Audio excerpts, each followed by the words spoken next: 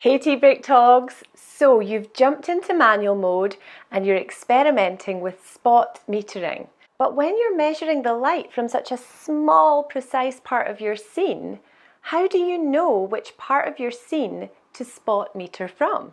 That's what today's video is all about.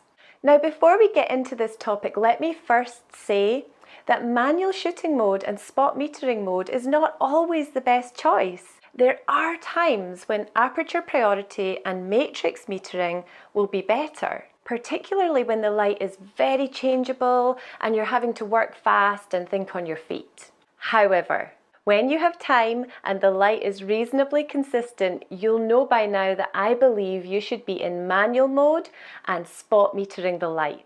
Only then are you in complete control.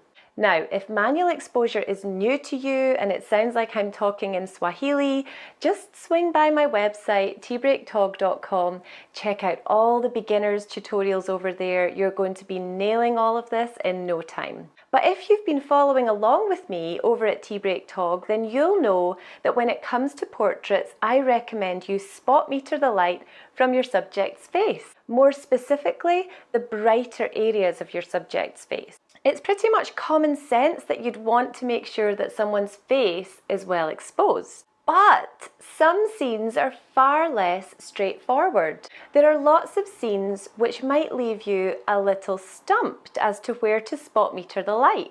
The temptation is to switch over to matrix metering and just allow your camera to suss it all out for you. But your camera doesn't know what you want. Only you know what you want to create, right? And there is the key. You have to know what you want to create. And when you know this, you are always going to know where to spot meter the light from in your scene. Need an example? I thought so. So let's hop over to my screen. Here's a scene of my little girl Carla in the woods just before sunset. Now I'm using my Fuji X Pro with an 18mm lens, and I'm going to set my aperture and my ISO, and then I will meter the light using my shutter speed. For this shot, I'm choosing an aperture of f2, and I'm going to start with an ISO of 800. It's quite dark in those woods. So now it's time to decide something very important. That is, how do I want this scene to look in the final photograph?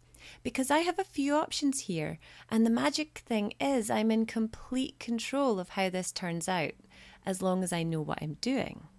So let's imagine first of all that I want Carla to be well exposed like she is in this photograph.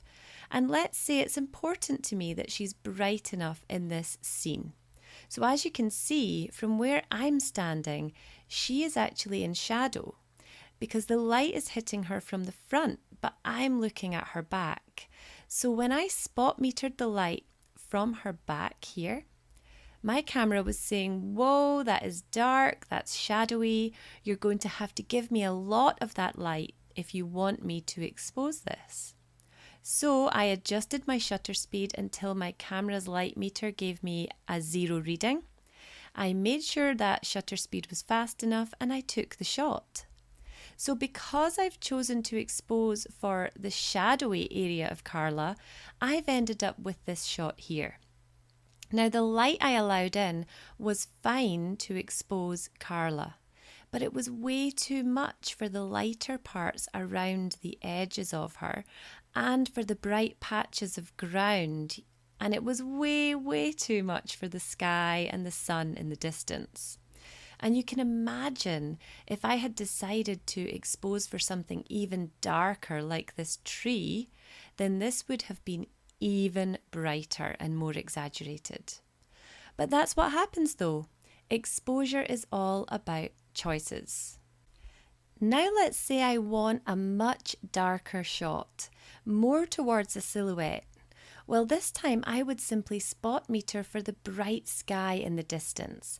And then my camera would say, wow, that's so nice and bright. I really don't need you to give me a lot of that light to expose this for you.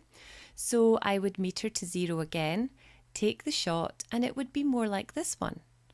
Although it's the same scene, it's a completely different shot. This time it's seriously dark. Now I knew what I wanted when I looked at this scene. I knew that I didn't want to blow out the brighter parts like the sky and the highlights around Carla, but I also knew that I didn't want the shadowy, darker areas of the scene to be completely black. I really wanted to retain some details in the shadows, and I especially wanted to show how beautiful the sunlight was around Carla and on the floor of the forest. So when I looked at the scene and I assessed it all, I decided that the area I needed to expose for was the sunlit parts of the ground. I knew that I needed those areas to be well exposed. I knew that if those areas were too bright, they would be so distracting, like they are here. And if they were too dark, then the viewer wouldn't get to see that gorgeous golden texture on the ground. I knew that letting in enough light for this area here would mean that there wouldn't be enough light to expose the trees and the other shadowy parts of the scene well, but that was okay with me. I wanted that contrast. And I also knew that it would be a little bit too much light for the sky and for the bright highlights in the scene, meaning that they would be pretty bright, and they are. But that's fine by me. I love the halo of brightness around Carla's head, and I love the bright sun in the distance. Yes, you could always use aperture priority mode and matrix metering and then faff about with exposure compensation until you get that look that you want. But why do that when you can get the shot you want, often first time round, with spot metering? So you see, when you take a moment to think about the end result that you want, where to spot meter the light in your scene is an easy decision. And as always, you can take that first shot and you can tweak your settings to your taste. Yes, your taste, no one else's. It's your image, right? Who cares what anyone else thinks? That's it, folks. Any questions, just ask them below. And don't forget to pop over to tbreaktog.com if you want to know more about all of this manual exposure lark. Bye for now.